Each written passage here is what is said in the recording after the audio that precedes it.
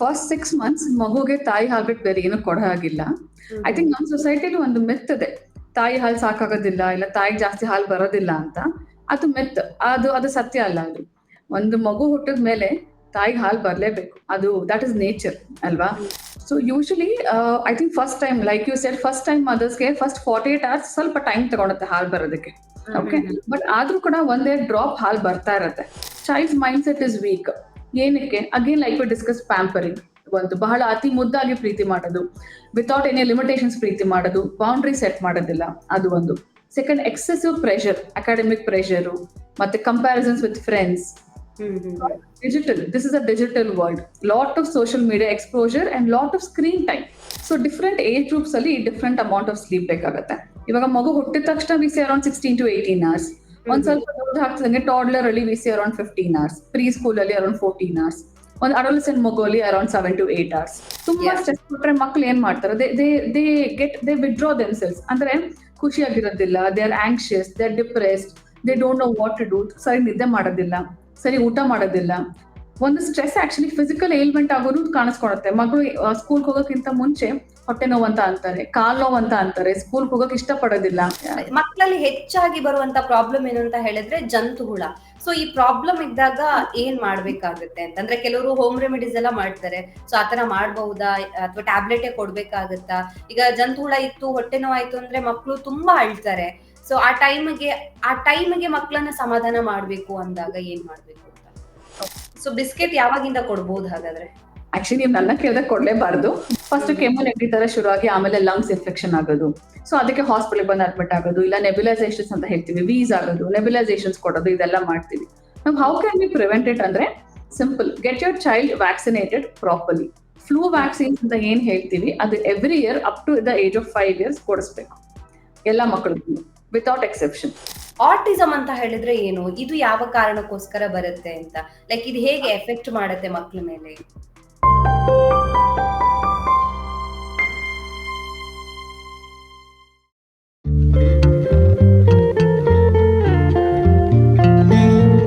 ನಮಸ್ತೆ, ನೀವು ನೋಡ್ತಾ ಇದ್ದೀರಾ ವಿಜಯ ಕರ್ನಾಟಕ. ನಾನು ರಕ್ಷಾ ಕೋಟ್ಯಾನ್. ಮಕ್ಕಳ ಆರೋಗ್ಯದ ಬಗ್ಗೆ ಪೋಷಕರಲ್ಲಿ ಹಲವಾರು ಗೊಂದಲಗಳಿರುತ್ತೆ. ಮಕ್ಕಳಿಗೆ ಸಣ್ಣದಾಗಿ ಒಂದು ಹುಷಾರಿಲ್ಲ ಅಂತ ಹೇಳಿದ್ರು ಕೂಡ, ಅಥವಾ ನೆಗಡಿ ಆದ್ರೂ ಕೂಡ ಪೋಷಕರಲ್ಲಿ ಆತಂಕ ಹೆಚ್ಚಾಗಿನೇ ಇರುತ್ತೆ. ಅದರಲ್ಲೂ ಕೂಡ ನಾವು ನೋಡೋದಾದ್ರೆ ಯಾರಿಗೆ ಫಸ್ಟ್ ಬೇಬಿ ಆಗಿದೆ ಅವರಂತೂ ಇನ್ನೂ ಹೆಚ್ಚು ವರಿ ಮಾಡ್ತಾರೆ. ಮಕ್ಕಳಿಗೆ ಏನನ್ನ ಕೊಡ್ಬೇಕು, ಅವರ ಬೆಳವಣಿಗೆ ಯಾವ ರೀತಿಯಾಗಿದೆ, ಸೊ ಎಲ್ಲದರ ಬಗ್ಗೆ ಕೂಡ ಒಂದಿಷ್ಟು ಗೊಂದಲಗಳು ಇದ್ದೇ ಇರುತ್ತೆ. ಹಾಗಾಗಿ ಮಕ್ಕಳ ಆರೋಗ್ಯವನ್ನ ಯಾವ ರೀತಿಯಾಗಿ ನೋಡಿಕೊಳ್ಬೇಕು ಅನ್ನೋದ್ರ ಬಗ್ಗೆ ಹೆಚ್ಚಿನ ಮಾಹಿತಿಯನ್ನ ತಿಳಿಸ್ಕೊಡೋದಕ್ಕೆ ಇವತ್ತು ನಮ್ಮ ಜೊತೆ ಜಾಯಿನ್ ಆಗಿದ್ದಾರೆ doctor Dhanyata Muninarayan, consultant paediatrician, Rashtrotthana hospital and research centre, Bangalore. Doctor, ಕಾರ್ಯಕ್ರಮಕ್ಕೆ ಸ್ವಾಗತ. ನಮಸ್ತೆ, ಥ್ಯಾಂಕ್ ಯು. ಡಾಕ್ಟರ್, ಈಗ ಫಸ್ಟ್ ಬೇಬಿ ಯಾರಿಗಾಗಿರುತ್ತೆ ಅಂತಹ ಪೋಷಕರಿಗಂತೂ ಮಕ್ಕಳ ಬಗ್ಗೆ ಹೆಚ್ಚು ಕಾನ್ಶಿಯಸ್ ಆಗಿರ್ತಾರೆ. ಯಾಕಂದ್ರೆ ಅವ್ರಿಗೆ ಎಕ್ಸ್ಪೀರಿಯನ್ಸ್ ಇರೋದಿಲ್ಲ. ಸೊ ಮಕ್ಳಿಗೆ ಏನಾದ್ರು ಒಂದ್ ಸ್ವಲ್ಪ ಹುಷಾರಿಲ್ಲ ಅಂತ ಅಂದ್ರುವೆ, ಅಥವಾ ಮಕ್ಳಿಗೆ ಕೊಡುವಂತ ಫುಡ್ ಅಲ್ಲೂ ಕೂಡ ಒಂದಿಷ್ಟು ಗೊಂದಲಗಳಿರುತ್ತೆ. ಹಾಗಾಗಿ ಒಂದ್ ವೇಳೆ ತಾಯಿಯಲ್ಲಿ ಎದೆ ಹಾಲು ಸರಿಯಾಗಿ ಇಲ್ಲದೆ ಇದ್ರೆ, ಪ್ರೊಡ್ಯೂಸ್ ಆಗದೆ ಇದ್ರೆ, ಬೇರೆ ಯಾವ್ದಾದ್ರು ಫುಡ್ ಅನ್ನ ಆಲ್ಟರ್ನೇಟಿವ್ ಆಗಿ ಕೊಡಬಹುದಾ ಅಂತ? ಇಲ್ಲ. ಸೊ ಫಸ್ಟ್ 6 months ಮಗುಗೆ ತಾಯಿ ಹಾಲು ಬಿಟ್ಟು ಬೇರೆ ಏನು ಕೊಡೋ ಹಾಗಿಲ್ಲ. ಐ ಥಿಂಕ್ ನಮ್ಮ ಸೊಸೈಟಿಲಿ ಒಂದು ಮಿತ್ ಇದೆ, ತಾಯಿ ಹಾಲು ಸಾಕಾಗೋದಿಲ್ಲ, ಇಲ್ಲ ತಾಯಿಗೆ ಜಾಸ್ತಿ ಹಾಲು ಬರೋದಿಲ್ಲ ಅಂತ. ಅದು ಮಿತ್. ಅದು ಸತ್ಯ ಅಲ್ಲ ಅದು. ಒಂದು ಮಗು ಹುಟ್ಟಿದ ಮೇಲೆ ತಾಯಿಗೆ ಹಾಲು ಬರಲೇಬೇಕು. ಅದು ದಟ್ ಇಸ್ ನೇಚರ್ ಅಲ್ವಾ? So as in how baby ಎಷ್ಟು ಸಕ್ ಮಾಡುತ್ತೆ ತಾಯಿಗೆ ಅಷ್ಟು ಹಾಲು ಬರುತ್ತೆ. ಸೊ ಫಸ್ಟ್ 6 months ತಾಯಿ ಹಾಲು ಬಿಟ್ರೆ ಮಗುಗೆ ಇನ್ನೇನು ಕೊಡೋ ಹಾಗಿಲ್ಲ. We just have to train the mothers to breast feed. I think as society ನಾವು ಎಷ್ಟು ಕಾನ್ಫಿಡೆನ್ಸ್ ಕೊಡ್ತೀವಿ ತಾಯಿಗೆ, ಅಷ್ಟು ಚೆನ್ನಾಗಿ ಅವ್ರಿಗೆ ಹಾಲು ಬರುತ್ತೆ. How well the mother is, I think child is going to be that well ಅಲ್ವಾ? ಆದ್ರೂ ಈಗ ಕೆಲವರಿಗೆ ಏನಾಗುತ್ತೆ ಅಂತ ಹೇಳಿದ್ರೆ, ಫಸ್ಟ್ 2 days ಅಥವಾ ಫಸ್ಟ್ 1 day ಹಾಲ್ ಬರ್ತಿಲ್ಲ ಅಂತ ತುಂಬಾ ಜನ ವರಿ ಮಾಡ್ತಾರೆ. ಅವಾಗ ಕೊಡಬಹುದಾ ಅಂತ? ಅಂದ್ರೆ ಹಾಲೇ ಬರ್ತಿಲ್ಲ ಅಂದಾಗ ವಿದೌಟ್ ಮಿಲ್ಕ್ ಹೆಂಗೆ ಅಂತ ಒಂದು ಕ್ವಶನ್ ಬರುತ್ತೆ.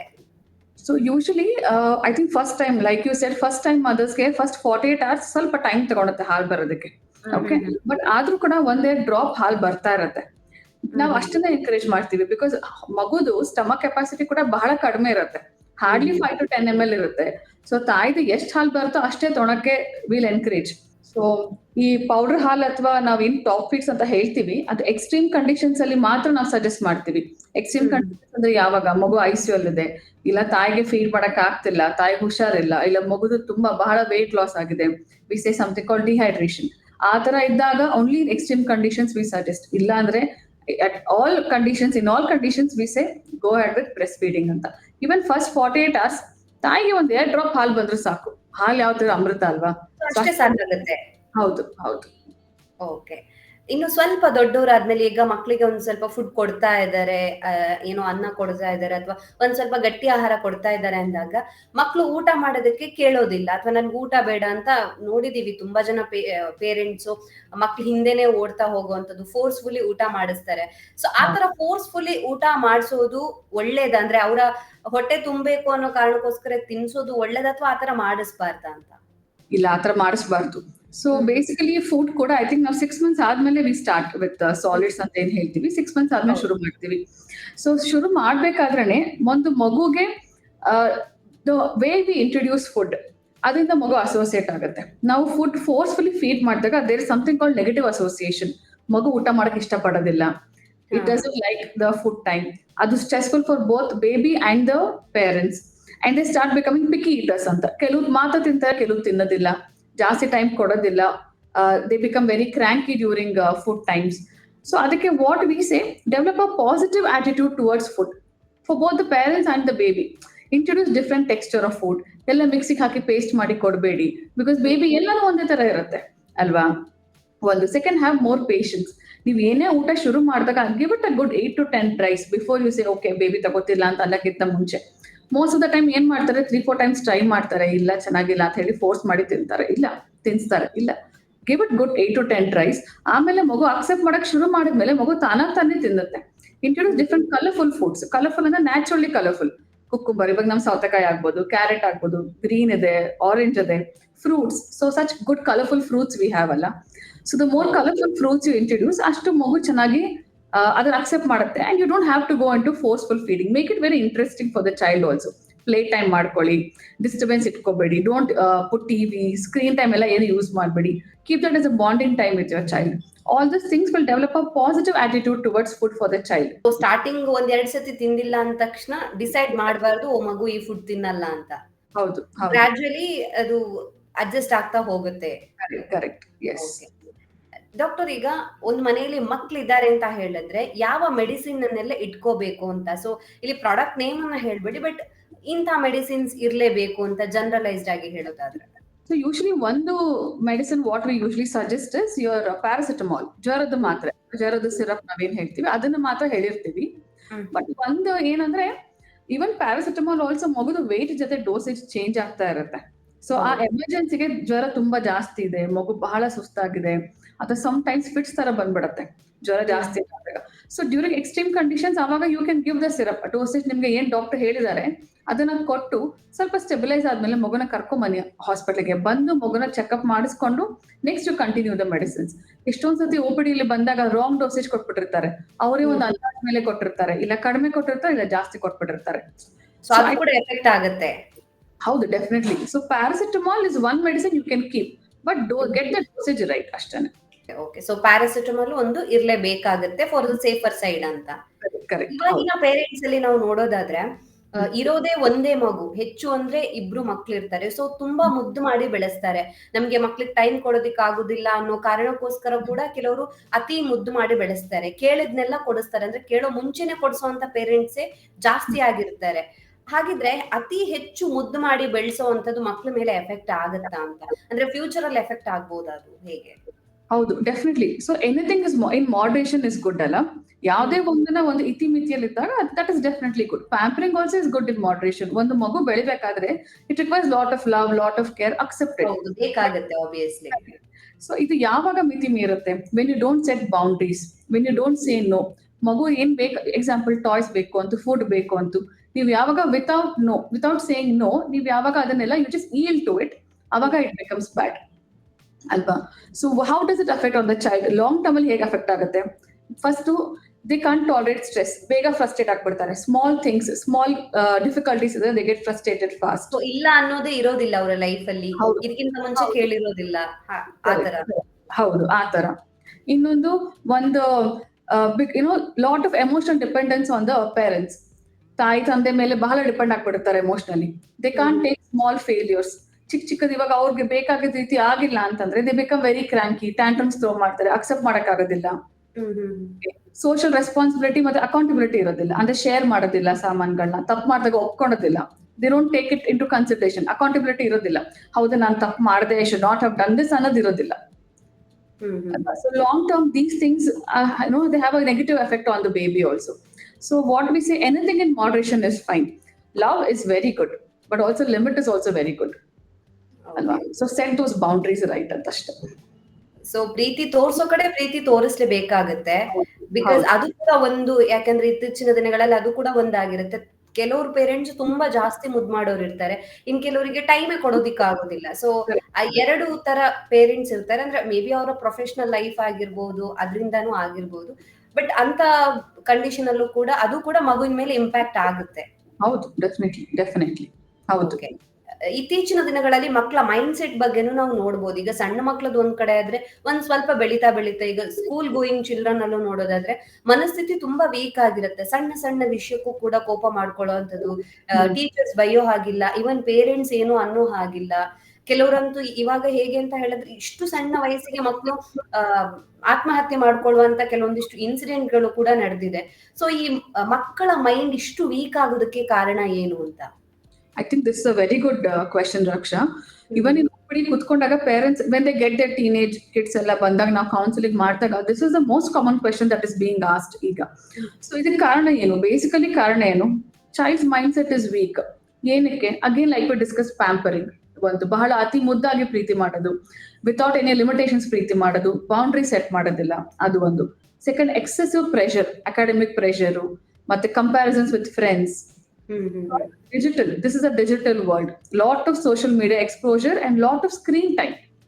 ಒಂದು ಮಗು when they're seeing lot of TV or a lot of phone without supervision, ಏನಾಗುತ್ತೆ?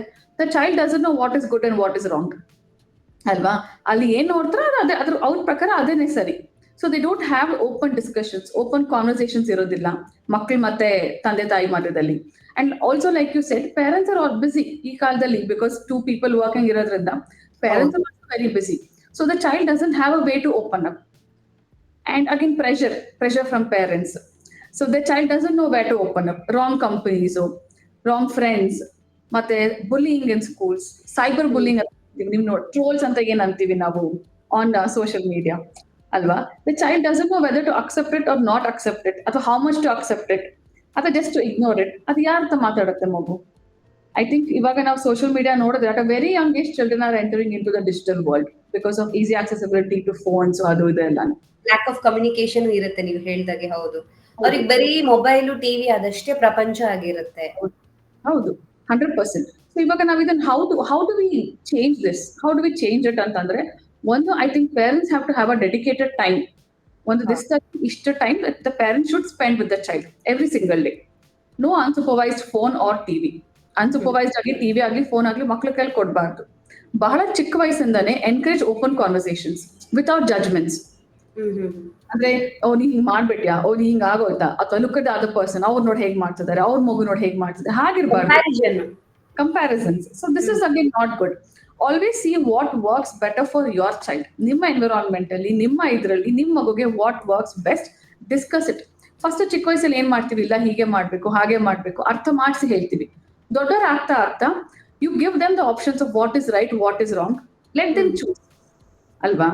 So I think these things, the more you're more supportive in a good way to the child, not pampering, more supportive to the child in a good way, where you encourage open communication, spend time, have a routine, encourage hobbies. Bari money phone nodadalla, correct. One physical hobby, anything with the child can take up. ಎಷ್ಟು encourage ಮಾಡ್ತಾರೆ ಅವಾಗ ಮಗು ಬೇರೆ ಪ್ರಪಂಚ ನೋಡುತ್ತೆ, ಹೊರಗಡೆ time spend ಮಾಡುತ್ತೆ, parents ಇರ್ತಾರೆ ಅಂತ ಗೊತ್ತಿದೆ. So I think these things can actually help in avoiding all these things. Okay, doctor, ಈಗ ಮಕ್ಕಳ ಬೆಳವಣಿಗೆ ಟೈಮ್ ಅಲ್ಲಿ ನಿದ್ದೆ ಎಷ್ಟು ಮುಖ್ಯ ಆಗುತ್ತೆ ಅಂತ, ಯಾಕಂದ್ರೆ ಅದೊಂದು ಗ್ರೋತಿಂಗ್ ಪೀರಿಯಡ್ ಆಗಿರುತ್ತೆ. ಸೊ ಆ ಟೈಮ್ ಅಲ್ಲಿ ಹೆಚ್ಚು ನಿದ್ದೆ ಬೇಕಾಗುತ್ತಾ ಹೇಗೆ ಅಂತ? ಸೊ ಡಿಫ್ರೆಂಟ್ ಏಜ್ ಗ್ರೂಪ್ಸ್ ಅಲ್ಲಿ ಡಿಫ್ರೆಂಟ್ ಅಮೌಂಟ್ ಆಫ್ ಸ್ಲೀಪ್ ಬೇಕಾಗುತ್ತೆ. ಇವಾಗ ಮಗು ಹುಟ್ಟಿದ ತಕ್ಷಣ we see around 16 to 18 hours. ಒಂದ್ ಸ್ವಲ್ಪ ದೊಡ್ಡ ಆಗ್ತದಂಗೆ ಟಾಡ್ಲರ್ ಅಲ್ಲಿ we see around 15 hours, preschool ಅಲ್ಲಿ ಅರೌಂಡ್ 14 hours, ಒಂದು ಅಡೋಲಸೆಂಟ್ ಮಗು ಅಲ್ಲಿ around 7 to 8 hours. So this is the usual sleep timings, and sleep becomes very very important. Multiple things.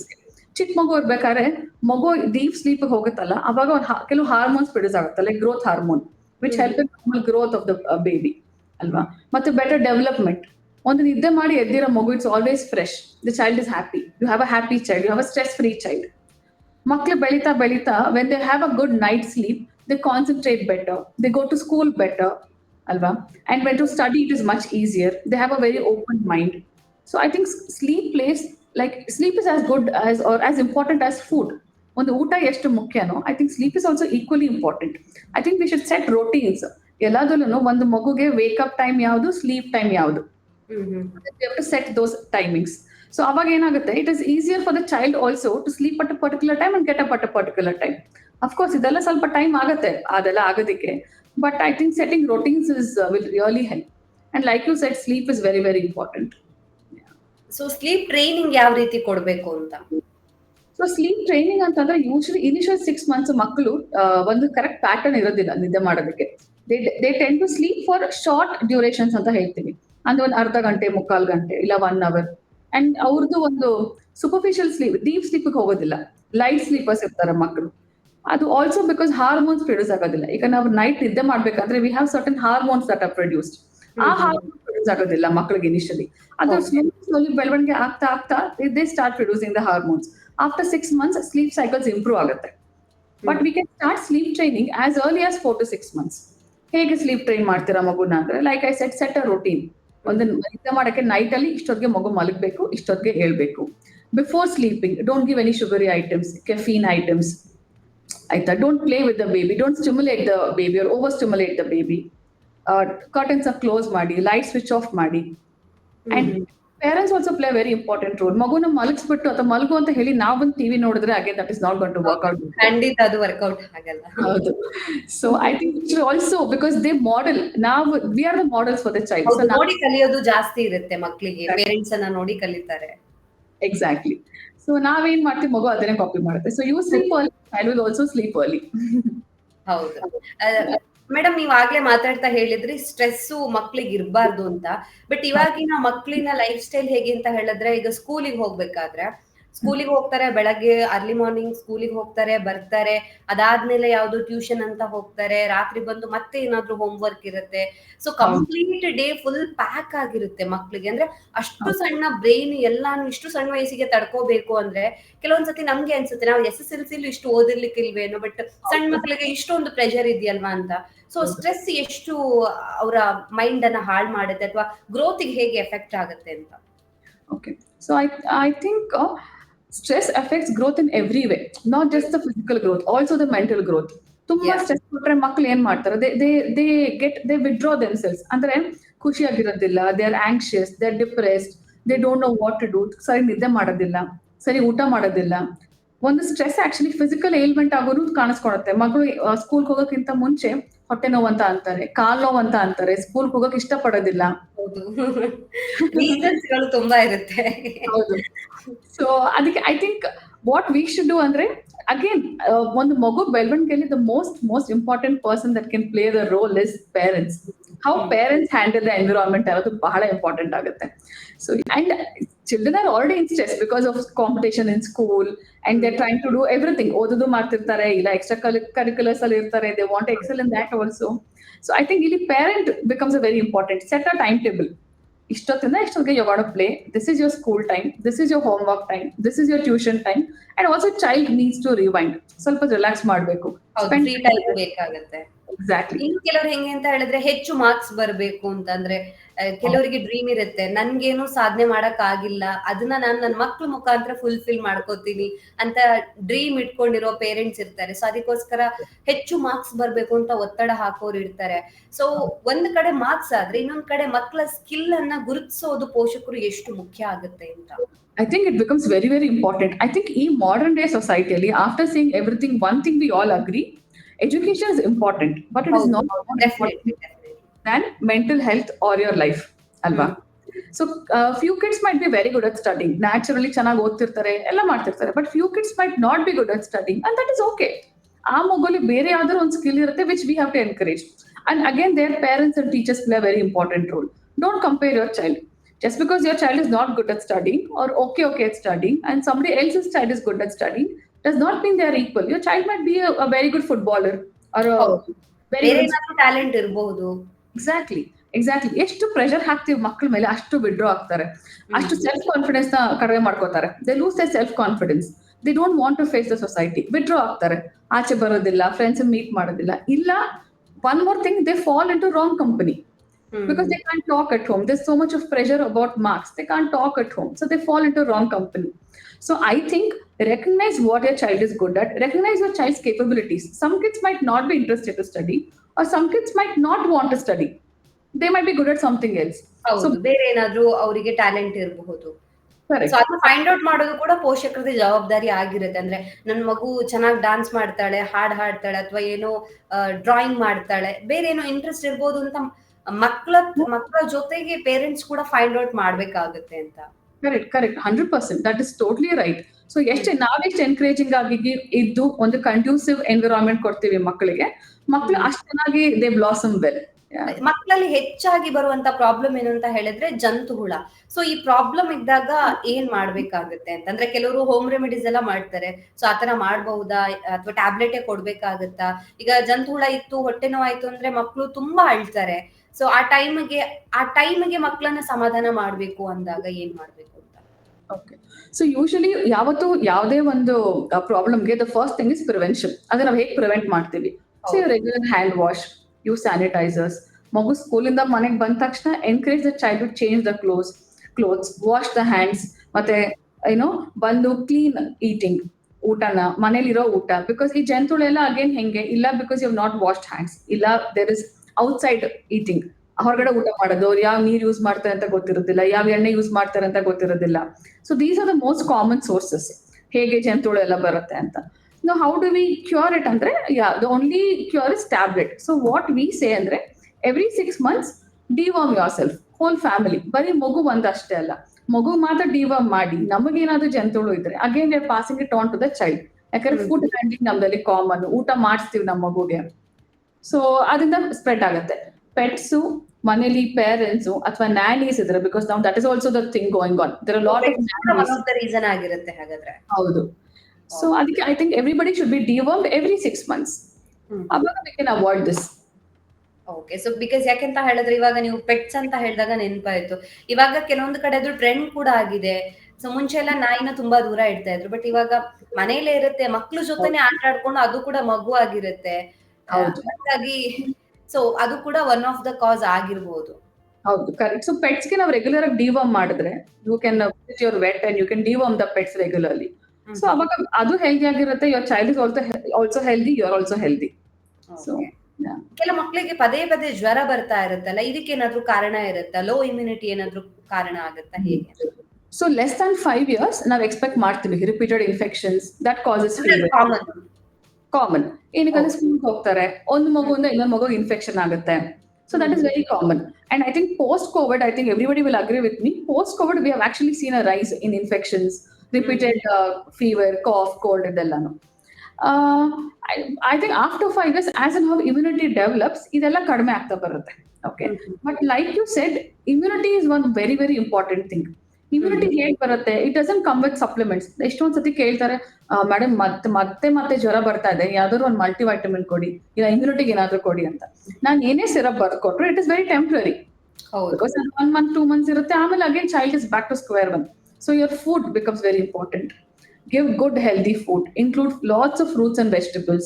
Seasonal fruits ಕೊಡಿ, good vegetables ಕೊಡಿ. ಮನೇಲಿ ಮಾಡಿದ್ದು home cook meals ನ prefer ಮಾಡಿ. ಡೋಂಟ್ ಇವಾಗ ಔಟ್ಸೈಡ್ ಆರ್ಡರ್ ಮಾಡ್ಬೇಕು ಅಂದ್ರೆ ರೆಗ್ಯುಲರೈಸ್ ಮಾಡ್ಕೊಳ್ಳಿ. Once in a week, one meal once in a week should be okay. Don't introduce sugary foods early on stage ಅಲ್ಲೇನೆ. ಐ ಥಿಂಕ್ ಎಷ್ಟೊಂದ್ ಸತಿ ಒಬ್ಬಡಿಗೆ ಬಂದಾಗ ನಾವು ಬಿಸ್ಕೆಟ್ ಶುರು ಮಾಡಿದೀವಿ ಅಂತಾರೆ 9 months ಬೇಬಿಗೆ. I don't understand the need to start a 9 month old baby on a biscuit. Not necessary. Push ಮಾಡಿ. ಎಷ್ಟು ವರ್ಷ ಆಗುತ್ತೋ ಅಷ್ಟು ವರ್ಷ push giving all these junk foods. So biscuit ಯಾವಾಗಿಂದ ಕೊಡ್ಬೋದು ಹಾಗಾದ್ರೆ? ಆಕ್ಚುಲಿ ನೀವು ನನ್ನ ಕೇಳಿದಾಗ ಕೊಡ್ಲೇಬಾರ್ದು, but after 2 years maybe, because child is also exposed to everybody. ನಾವು ತಿಂತಾ ಇರ್ತೀವಿ. ಹೌದು. So maybe after 2 years push it, and ಆದ್ಮೇಲೆ maybe slowly you can introduce. ಹೌದು. Yeah. ಕೆಲವರಿಗೆ ಮಕ್ಕಳಲ್ಲಿ ನೋಡೋದಾದ್ರೆ ಕೆಲವು ಮಕ್ಕಳಿಗೆ ಸೀಸನಲ್ಲಿ ತುಂಬಾ ಹೆಲ್ತ್ ಇಶ್ಯೂಸ್ ಬರುತ್ತೆ. ಈಗ ಮಳೆ ಟೈಮ್ ಬಂತು ಅಥವಾ ವಿಂಟರ್ ಬಂತು ಅಂತ ಹೇಳಿದ್ರೆ ಹೆಲ್ತ್ ಇಶ್ಯೂಸ್ ಜಾಸ್ತಿನೇ ಇರುತ್ತೆ ಕಂಪೇರ್ ಟು ಸಮ್ಮರ್. ಸೊ ಈ ತರ ಸೀಸನಲ್ ವೈಸ್ ಹೆಲ್ತ್ ಇಶ್ಯೂಸ್ ಬರೋದನ್ನ ಪ್ರಿವೆಂಟ್ ಮಾಡೋದಕ್ಕೆ ಅಥವಾ ತಡೆಗಟ್ಟೋದಕ್ಕೆ ಆಗೋದಿಲ್ವಾ ಅಂತ? ಹೌದು, actually very good question Raksha. So most commonly ನೀವು ಹೇಳ್ದಂಗೆ ವಿಂಟರ್ ಅಥವಾ ರೈನಿ ಸೀಸನ್ ಅಲ್ಲಿ BC ರೆಸ್ಪಿರೇಟರಿ ಟ್ರಾಕ್ಟ್ ಇನ್ಫೆಕ್ಷನ್ ಅಂತೀವಿ. ಅಂದ್ರೆ ಕೆಮ್ಮು ನೆಗಡಿ, ಫಸ್ಟ್ ಕೆಮ್ಮು ನೆಗಡಿ ತರ ಶುರು ಆಗಿ ಆಮೇಲೆ ಲಂಗ್ಸ್ ಇನ್ಫೆಕ್ಷನ್ ಆಗೋದು. ಸೊ ಅದಕ್ಕೆ ಹಾಸ್ಪಿಟಲ್ ಬಂದು ಅಡ್ಮಿಟ್ ಆಗೋದು, ಇಲ್ಲ ನೆಬ್ಯುಲೈಸೇಷನ್ಸ್ ಅಂತ ಹೇಳ್ತೀವಿ, ವೀಸ್ ಆಗೋದು, ನೆಬ್ಯುಲೈಸೇಷನ್ಸ್ ಕೊಡೋದು, ಇದೆಲ್ಲ ಮಾಡ್ತೀವಿ. ನಾವು how can we prevent it ಅಂದ್ರೆ simple, get your child vaccinated properly. Flu vaccines ಅಂತ ಏನ್ ಹೇಳ್ತೀವಿ ಅದು every year up to the age of 5 years ಕೊಡಿಸ್ಬೇಕು ಎಲ್ಲ ಮಕ್ಕಳಿಗೂ without exception. So that actually help in reducing all these kind of infections. Hospital admission ಕಡಿಮೆ ಮಾಡುತ್ತೆ, ICU admissions ಕಡಿಮೆ ಮಾಡುತ್ತೆ. ಕೆಮ್ಮು ನೆಗಡಿ ಬಂದು ಹೋಗ್ಬೋದು, but intensity of the disease will not be that high. So vaccination is the best thing that you can give to your child. Okay, so vaccination ಇಡುವಂತದ್ದು one of the best way ಅಂತಲೇ ಹೇಳ್ಬಹುದು. Definitely, ಹೌದು. Autism ಅಂತ ಹೇಳಿದ್ರೆ ಏನು? ಇದು ಯಾವ ಕಾರಣಕ್ಕೋಸ್ಕರ ಬರುತ್ತೆ ಅಂತ, ಲೈಕ್ ಇದು ಹೇಗೆ ಎಫೆಕ್ಟ್ ಮಾಡುತ್ತೆ ಮಕ್ಕಳ ಮೇಲೆ? ಸೊ autism spectrum disorder ಅಂತ ಹೇಳ್ತೀವಿ. ಅಂದ್ರೆ ಅದು ಒಂದು ಡಿಸೀಸ್ ತರ ಅಲ್ಲ. ಇಟ್ ಇಸ್ ಬೇಸಿಕಲಿ ಮಗು ಡೆವಲಪ್ಮೆಂಟಲಿ ನಾವು 4 ಥಿಂಗ್ಸ್ ನ ನೋಡ್ತೀವಿ. ಮೋಟಾರು, ಮತ್ತೆ ಲರ್ನಿಂಗು, ಸೋಷಿಯಲ್, ಫೈನ್ ಮೋಟಾರ್ ಅಂತ ಹೇಳ್ತೀವಿ. ಸೊ ಅದರಲ್ಲಿ ಮಗು ಲ್ಯಾಂಗ್ವೇಜ್ ಅಥವಾ ಸ್ಪೀಚ್ ಡಿಲೇ ಇರುತ್ತೆ. ಸೋಷಿಯಲಿ ಮಗು ಮಿಂಗಲ್ ಆಗ್ತಿರೋದಿಲ್ಲ. Socially child is still withdrawal, ಅಂದ್ರೆ ಮಿಂಗಲ್ ಆಗ್ತಿರೋದಿಲ್ಲ ಬೇರೆಯವರಲ್ಲಿ. ಸೊ ಇದನ್ನ ನಾವು OPD ಬೇಸಿಸ್ ಅಲ್ಲಿ ಸ್ಕ್ರೀನಿಂಗ್ ಆತರ ಎಲ್ಲ ಮಾಡಿ then will diagnose it as autism. ಇದಕ್ಕೆ ಬ್ಲಡ್ ಟೆಸ್ಟ್ ಆತರ ಎಲ್ಲ ಏನು ಇರೋದಿಲ್ಲ. ಇದಕ್ಕೆ basically there is some issue with the brain which has caused delay in development of language and social milestones. Okay, usually around 3 years ಮೇಲೆ we are able to diagnose this. Okay, so ಅದಕ್ಕಿಂತ ಮುಂಚೆ ಗೊತ್ತಾಗೋದಿಲ್ವಾ? ಅದಕ್ಕಿಂತ ಮುಂಚೆ ಗೊತ್ತಾಗೋದಿಲ್ಲ, because language ಮತ್ತೆ ನಿಮ್ಗೆ language develop ಆಗೋದೇ ಬೇಬಿಗೆ 1.5 2 years ಆದ್ಮೇಲೆ. ಅದಕ್ಕೆ ಪತ್ತೆ ಹಚ್ಬೋದು ಡಾಕ್ಟರ್, ಅಂದ್ರೆ ಪ್ರೆಗ್ನೆನ್ಸಿ ಟೈಮ್ ನಲ್ಲಿ ಸ್ಕ್ಯಾನಿಂಗ್ ಅಲ್ಲಿ ಪತ್ತೆ ಹಚ್ಚೋಕೆ ಆಗುತ್ತಾ ಇದನ್ನ? ಇದು ಆಗೋದಿಲ್ಲ ರಕ್ಷಾ. ಇದಕ್ಕೆ ಆಕ್ಚುಲಿ ಏನು ಡಯಾಗ್ನೋಸ್ಟಿಕ್ ಟೆಸ್ಟ್ ಅಂತ ಏನು ಇಲ್ಲ ಆಟಿಸಮ್ಗೆ. ಇಟ್ ಇಸ್ ನಾವು ಕ್ಲಿನಿಕಲಿ ಮಗುನ ಡೆವಲಪ್ಮೆಂಟಲ್ ಮೈಲ್ಸ್ಟೋನ್ಸ್ ಅಸೆಸ್ ಮಾಡಿ then we diagnose it as autism ಅಂತ. So there is no particular test. It is ಮತ್ತೆ ಒಂದು ಪರ್ಟಿಕ್ಯುಲರ್ ಕಾರಣ ಕೂಡ ಇಲ್ಲ. There is no particular reason. ಇದು ಇಂದ ಹಿಂಗಾಗತ್ತೆ ಅಥವಾ ಹುಟ್ಟಬೇಕಾದ್ರೆ ಹಿಂಗ್ ಪ್ರಾಬ್ಲಮ್ ಆಯ್ತು ಅದಕ್ಕೆ ಹಿಂಗಾಗಿದೆ ಅಂತ ಕೂಡ ಇಲ್ಲ. It is a combination of genetic and developmental issues in the brain. And treatment ಏನಾದ್ರೂ ಇದೆಯಾ? ಟ್ರೀಟ್ಮೆಂಟ್ ಅಂದ್ರೆ ಕ್ಯೂರ್ ಇಲ್ಲ ಇದಕ್ಕೆ, but we try to manage the child. How do we manage ಅಂದ್ರೆ ಸ್ಪೀಚ್ ಥೆರಪಿ, ಆಕ್ಯುಪೇಷನಲ್ ಥೆರಪಿ, ಮತ್ತೆ behavioural therapy. So continuous baby is on some therapies to make sure the child reaches that development. But one thing ಏನಂದ್ರೆ there is one thing that actually triggers autism. That is your screen time. So every kid that is watching more TV, more phone, they are always prone for autism. Okay, ಅಂದ್ರೆ healthy ಆಗಿದ್ರು ಕೂಡ ಬರೋ chances ಇರುತ್ತಾ? ಹೌದು, definitely. ಇವಾಗ I think I had few patients who shed 6 to 7 hours ಮಗು TV ನೋಡ್ತಾ ಇದೆ, because both the parents are working at home and they're on call continuously. ಅವರು ಮೀಟಿಂಗ್ಸ್ ಅದು ಇರುತ್ತಲ್ಲ, ಸೊ ಚೈಲ್ಡ್ ಏನು ಇರೋದಿಲ್ಲ. So child is watching TV continuously 6-7 hours in a day. So this child came with autism actually. After 3 years development ಚೆನ್ನಾಗೇ ಇತ್ತು, ಆಮೇಲೆ child developed autism. So screen time is the biggest trigger for autism and other behavioral issues also. ADHD ಅಂತೆಲ್ಲ ಹೇಳ್ತೀವಿ, ಅದಕ್ಕೆಲ್ಲ screen time is a big culprit. Okay, ಈಗ ಅಂತ ಮಕ್ಕಳನ್ನ special ಸ್ಕೂಲಿಗೆ ಸೇರಿಸಬೇಕಾ ಹೇಗೆ ಅಂತ? ಸೊ ಅಂತ ಮಕ್ಕಳಿಗೆ ಸ್ಪೆಷಲ್ ಸ್ಕೂಲ್ಸ್ ಸೇರಿಸಬೇಕು ಒಂದು, ಬಿಕಾಸ್ ಅವ್ರ ಲ್ಯಾಂಗ್ವೇಜ್ ಇನ್ನ ಡೆವಲಪ್ ಆಗಿರೋದಿಲ್ಲ. ಸೊ ಅದಕ್ಕೆ they require the speech therapy ಅಂತ. ಸ್ಪೀಚ್ ಥೆರಪಿಯಲ್ಲಿ ಅವ್ರಿಗೆ ವೊಕ್ಯಾಬ್ಯುಲರಿ ಹೇಳ್ಕೊಡ್ತಾರೆ, ಹೆಂಗ್ ಪ್ರೊನೌನ್ಸ್ ಮಾಡೋದು ಹೇಳ್ಕೊಡ್ತಾರೆ, ಸೌಂಡ್ಸ್ ಯಾವ ತರ ಮಾಡೋದು ಹೇಳ್ಕೊಡ್ತಾರೆ, ಹೌ ಟು ಎಕ್ಸ್ಪ್ರೆಸ್ ದೆಮ್ಸೆಲ್ಸ್ ಹೇಳ್ಕೊಡ್ತಾರೆ. ಬಿಹೇವಿಯರ್ ಥೆರಪಿಯಲ್ಲೂ ಅಷ್ಟೇ, ಹೌ ಟು ಬಿಹೇವ್. ಸೊ ಅವರು ಆಟಿಸಮ್ ಮಕ್ಳು ಹೇಗಿರ್ತಾರೆ ಅಂದ್ರೆ they have a very they require routine. ಅವ್ರಿಗೆ ದಿನ ಒಂದೇ ತರ ಆಗ್ಬೇಕು, ಒಂದೇ ರೊಟೀನ್ ಆಗ್ಬೇಕು, ಒಂದೇ ಎನ್ವಿರಾನ್ಮೆಂಟ್ ಆಗ್ಬೇಕು. They don't adjust well to change in routines or change in environment. So ಇದೆಲ್ಲ ಕೋಪ್ ಅಪ್ ಮಾಡೋದು ಹೇಗೆ ಅಂತ ಹೇಳ್ಕೊಡ್ತಾರೆ ಬಿಹೇವಿಯರ್ ಥೆರಪಿಯಲ್ಲಿ.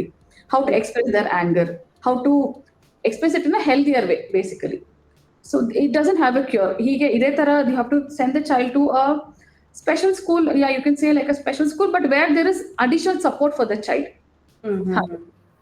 ಓಕೆ, ಕೆಲವು ಮಕ್ಕಳು ಬೆಡ್ ವೆಟ್ಟಿಂಗ್ ಮಾಡ್ಕೋತಾರೆ, ಇದು ಕಾಮನ್ ಅಥವಾ ಏನಾದ್ರೂ ಪ್ರಾಬ್ಲಮ್ ಇರುತ್ತಾ ಅಂತ? Up to 5 years it is okay.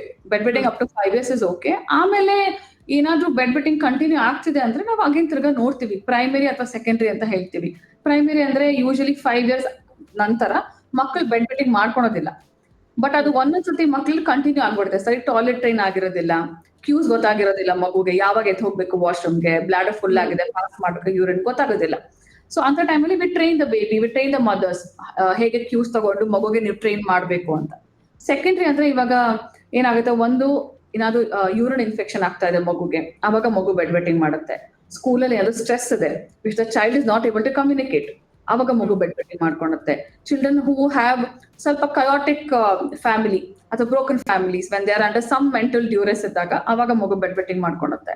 So ಆ ರೀಸನ್ ನಾವು ಕಂಡಿಡಿದು once you treat the root cause, ಬೇರೆದೆಲ್ಲ ಅದಾಗದೆ ಇಟ್ ವಿಲ್ ಗೆಟ್ ಟ್ರೀಟೆಡ್. ಅದು ಕರೆಕ್ಟ್ ಆಗುತ್ತೆ ಮುಂದೆ ಹೋಗ್ತಾ. ಹೌದು ಹೌದು, ಡೆಫಿನೆಟ್ಲಿ. ಪೇರೆಂಟ್ಸ್ ಏನಾದ್ರು ಗೈಡ್ ಮಾಡ್ಬೇಕಾ, ಏನ್ ಮಾಡ್ಬೇಕು ಅಂತ ಮಕ್ಳಿಗೆ? ಸೊ ಅದು ಪ್ರೈಮರಿ ಇದು ಬೆಡ್ ವೆಟ್ಟಿಂಗ್ ಎಲ್ಲ ಇದೆ ಅಂತಂದ್ರೆ ವಿ ಟ್ರೈನ್ ದ ಪೇರೆಂಟ್ಸ್. ಹೇಗೆ ಟ್ರೈನ್ ಮಾಡ್ತೀವಿ ಅಂದ್ರೆ ವಿ ಟೆಲ್ ದೆಮ್, ಊಟಕ್ಕೆ ನಿದ್ದೆ ಮಾಡಕ್ಕಿಂತ 2 hours ಮುಂಚೆ ನೀರ್ ಕೊಡ್ಬೇಡಿ. ಮತ್ತೆ ನೈಟ್ ಮಲ್ಸ್ಬೇಕಾದ್ರೆ ಮಗು ಯೂಶಲಿ ಎವ್ರಿ ಡೇ ಒಂದೇ ಟೈಮ್ ಯೂರಿನ್ ಪಾಸ್ ಮಾಡ್ತಿರುತ್ತೆ ನೈಟ್ ಅಲ್ಲಿ. ಸೊ ಆ ಟೈಮ್ ನ you understand what time it is, ಮಗು ಎಬ್ಸಿ ಯೂರಿನ್ ಪಾಸ್ ಮಾಡಕ್ ಕರ್ಕೊಂಡು ಹೋಗಿ. ಯಾವ ದಿವಸ ಮಗು it does not wet the bed, ಅವತ್ತೊಂದ್ ದಿವಸ you reward, some small reward, not toys ಹಂಗಲ್ಲ. ಮಗು ಅಡಿಗೆ ಮಾಡೋದು, giving a star, calendar tick ಮಾಡೋದು, ಖುಷಿ ಆಗುತ್ತೆ ಮಕ್ಳಿಗೂ. Exactly, praising the child. ಯಾವತ್ತು ಬೆಡ್ ಮಾಡ್ಕೊಂಡಿದೆ, encourage the child to help you clean it up. So ಮಗು ರೆಸ್ಪಾನ್ಸಿಬಿಲಿಟಿ ಬರುತ್ತೆ, ನಾನ್ ಮಾಡಿದನ್ನ this is the consequence of what I do ಅಂತ ಅಕೌಂಟಬಿಲಿಟಿ ಬರುತ್ತೆ. Then also they reduce bed wetting. So this is how I think we can train the parents. Okay doctor. ಕೆಲವು ಮಕ್ಳು ಏನು ಅಂತ ಹೇಳಿದ್ರೆ ಚಾಕ್ಲೇಟ್ ತುಂಬಾ ತಿಂತಾರೆ, ಅಂದ್ರೆ ಫಸ್ಟ್ ಪೇರೆಂಟ್ಸ್ ಅದನ್ನ ಅಭ್ಯಾಸ ಮಾಡಿರ್ತಾರೆ, ಅದಾದ್ಮೇಲೆ ಅದು ಅನ್ಕಂಟ್ರೋಲ್ಡ್ ಆಗಿರುತ್ತೆ, ಕಂಟ್ರೋಲ್ ಮಾಡೋದಕ್ಕೆ ಆಗೋದಿಲ್ಲ. ಸೊ ಆ ಟೈಮಲ್ಲಿ ಏನ್ ಮಾಡಬಹುದು ಅಂತ? ಓಕೆ, ಸೊ ಯಾವುದೇ ಒಂದು ಕಂಡೀಷನ್ಗೆ prevention is the best thing, ಆಯ್ತಾ? Like I already said, sugary items na please don't introduce any sugary items or chocolates early in life. 2 years ತನಕ ವೇಟ್ ಮಾಡಿದ್ಮೇಲೆ you can introduce, that is if the child is asking for it. ಇಲ್ಲ ಅಂದ್ರೆ you can push. I say ನನ್ನ ಪೇರೆಂಟ್ಸ್ಗೆ ಏನ್ ಹೇಳ್ತೀನಿ ಅಂದ್ರೆ ಎಷ್ಟು ವರ್ಷ ಆಗುತ್ತೋ ಅಷ್ಟು ವರ್ಷ ಪುಷ್ ಮಾಡಿ, giving chocolates, giving sugary items ಅಥವಾ ಗಿವಿಂಗ್ ಜಂಕ್ ಫುಡ್. ಬೇಸಿಕಲಿ ಒಂದ್ಸತಿ ಶುರು ಮಾಡಿದ್ರು ಮಗು ಹಠ ಮಾಡ್ತಾ ಇದೆ ಅಂದ್ರೆ ರೆಗ್ಯುಲರೈಸ್ ಇಟ್. ಒಂದೇ ಸತಿ ಮಗು ನಾನು ಕೊಡೋದಿಲ್ಲ ನಿಂಗೆ ನಾಳೆಯಿಂದ ಅಂತ ಕೇಳೋದಿಲ್ಲ. 2 ಚಾಕ್ಲೇಟ್ ತಿಂತಾರೆ ಮಗುಗೆ 1 ಚಾಕ್ಲೇಟ್ ಕೊಡಿ. 1 ಚಾಕ್ಲೇಟ್ ತಿಂತಾರೆ ಮಗುಗೆ say will give it you tomorrow, today you can skip it, will reward you. Positive enforcement. Raise the child's action, tell the child that see this is not good, ಇದು ಯಾಕೆ ಒಳ್ಳೇದಲ್ಲ, ಏನಾಗುತ್ತೆ, dental caries ಆಗುತ್ತೆ, ನಾಳೆ infections prone ಇರುತ್ತೆ, immunity develop ಆಗೋದಿಲ್ಲ. So make the child understand and then give positive enforcement. So ಅವಾಗ ಮಕ್ಕಳು ಅರ್ಥ ಮಾಡ್ಕೋತಾರೆ. Again we can't totally stop in ನಮ್ಮ ಇವತ್ತಿನ ಎನ್ವಿರಾನ್ಮೆಂಟ್ ಅಲ್ಲಿ, ಇವತ್ತಿನ ನಾವು ಸೊಸೈಟಿಯಲ್ಲಿ ಏನಿದೀವಿ, because fast food is so common, chocolates are so common. So regularise it, ಅಂದ್ರೆ weekly once or weekly twice ಮಾತ್ರ. You can choose the day when you want to have, or when the child has done something really good, then you want to reward the child with something, then you can ask the child what it likes and you can give. So anything in moderation and regularizing it will always help. Doctor, ಕೊನೆಯದಾಗಿ ಮಕ್ಕಳ health ಬಗ್ಗೆ parents ಯಾವ ರೀತಿಯಾಗಿ ಹುಷಾರಾಗಿರ್ಬೇಕು, ಏನಾದ್ರೂ suggestion ಇದೆಯಾ? ಹೇಗೆ? I think now ಈ season ಅಲ್ಲಿ we are seeing lot of children coming with prolonged fever, cough ಮತ್ತೆ cold. ಆದ್ರೆ ಕೆಮ್ಮು ನೆಗಡಿ ಇದೆ, ಫೀವರ್ ಬರ್ತಾ ಇದೆ ಅಂದ್ರೆ don't send the child to school, because ಒಂದು ಮಗುವಿಂದ ಇನ್ನೊಂದು ಮಗು again the getting lot of cross infections second ಇದೆ. ಸೆಕೆಂಡ್, ಫೀವರ್ ನಿಂತಿದ ತಕ್ಷಣ ನೆಕ್ಸ್ಟ್ ಸ್ಕೂಲ್ ಕಳಿಸ್ಬೇಡಿ, observe, because post fever again children are very tired. Third, mask up. ಮಗುಗೆ ಕೆಮ್ಮು ನೆಗಡಿ ಇದೆ ಅಂದ ತಕ್ಷಣ ಮಾಸ್ಕ್ ಹಾಕೊಳ್ಳಿ. ಮನೇಲಿ ನಿಮ್ಗೆ ಯಾರಿಗಾದ್ರೂ ಪೇರೆಂಟ್ಸ್ಗೆ ಕೆಮ್ಮು ನೆಗಡಿ ಇದೆ ಅಂದ್ರೆ ಮಾಸ್ಕ್ ಅಪ್, ಸ್ವಲ್ಪ ಅವಾಯ್ಡ್ ಮಾಡಿ ಮಗು ಜೊತೆ contact until you settle down. Fourth, immunity becomes very very important. ನೀವು ಹೆಲ್ದಿ ಫುಡ್ ತಿನ್ನಿ, ಮಗುಗೆ ಹೆಲ್ದಿ ಫುಡ್ ಕೊಡಿ. ಬಿಕಾಸ್ ಒಂದು ಕೆಮ್ಮು ನೆಗಡಿ ಬರೋದು, ಇನ್ನೊಂದು ಅದನ್ನ ಅಡ್ಮಿಟ್ ಆಗೋದು ಹಾಸ್ಪಿಟಲ್ಗೆ. It is very emotionally taxing for both the child and the parents. So give good nutritious food, take preventive measures. ತುಂಬಾ ಇವಾಗ ಆಲ್ ಆಫ್ ಅಸ್ ನೋ, ಇವಾಗ ನಡೀತಾ ಇದೆ, ಕೆಮ್ಮು ನೆಗಡಿ ಬರ್ತಾ ಇದೆ, ಮಗು ಅಡ್ಮಿಟ್ ಆಗ್ತದೆ ಅಥವಾ ಮಕ್ಕಳು ಹಾಸ್ಪಿಟಲ್ಗೆ ಬರ್ತಿದ್ದಾರೆ ಅಂತ ಎಲ್ಲರಿಗೂ ಗೊತ್ತು. Avoid social gatherings. ತುಂಬಾ ಅನ್ನೆಸೆಸರಿ ಇದೆ ಆಚೆ ಹೋಗ್ಬೇಡಿ. Don't heat outside food, ice creams, milk shakes, juices avoid ಮಾಡಿ ಸ್ವಲ್ಪ ದಿವಸ until all these things settle down. I think this much should be good. Thank you so much doctor. ನಮ್ಮ ಇವತ್ತಿನ ಈ ಒಂದು ವೆಬಿನಾರ್ ನಲ್ಲಿ ಮಕ್ಕಳ ಆರೋಗ್ಯವನ್ನ ಯಾವ ರೀತಿಯಾಗಿ ನೋಡ್ಕೋಬೇಕಾಗುತ್ತೆ, ಪೇರೆಂಟ್ಸ್ ಎಷ್ಟು ಹುಷಾರಾಗಿರ್ಬೇಕು ಅನ್ನೋದ್ರ ಬಗ್ಗೆ ಹೆಚ್ಚಿನ ಮಾಹಿತಿಯನ್ನ ನಮಗೆ ತಿಳಿಸ್ಕೊಟ್ಟಿದ್ದೀರಾ. Thank you so much. Thank you so much Raksha. Thank you for having me. ಈ ಒಂದು ವೆಬಿನಾರ್ ನಲ್ಲಿ ಮಕ್ಕಳ ಆರೋಗ್ಯವನ್ನ ಯಾವ ರೀತಿಯಾಗಿ ನೋಡ್ಕೊಳ್ಬೇಕು ಅನ್ನೋದ್ರ ಬಗ್ಗೆ ಹೆಚ್ಚಿನ ಮಾಹಿತಿಯನ್ನ ಡಾಕ್ಟರ್ ನಮ್ಗೆ ತಿಳಿಸ್ಕೊಟ್ಟಿದ್ದಾರೆ. ಆರೋಗ್ಯಕ್ಕೆ ಸಂಬಂಧಿಸಿದಂತ ಹೆಚ್ಚಿನ ವಿಡಿಯೋಗಳನ್ನ ನಮ್ಮ ವಿಜಯ ಕರ್ನಾಟಕ ಹೆಲ್ತ್ ಪೇಜ್ ನಲ್ಲಿ ನೀವು ನೋಡಬಹುದು.